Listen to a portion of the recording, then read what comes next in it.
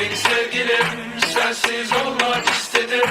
Herkes aşkı ararken bense kaçmayı seçtim.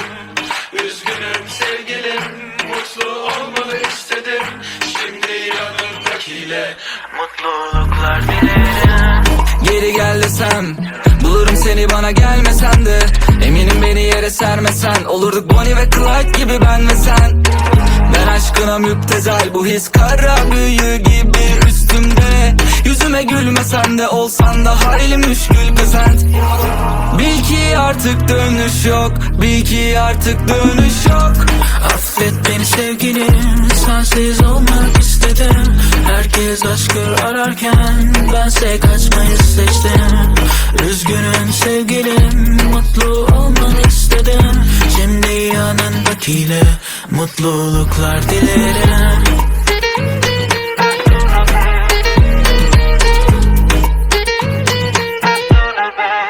Geri dönmem de duramadım bir 5 dakika. Söz verme, yapamadın sen en baştan. Sevsem de çekemedim bir daha baştan. Ama yok istemez artık, inancım kalmadı aşka.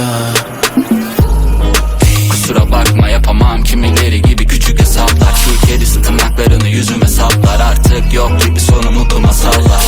Vur beni vur, yüzümü saklamam. Kalk gidelim çekip uzaklara. Tüm bildiklerini camdan at. Gel sürelim seninle saltanat.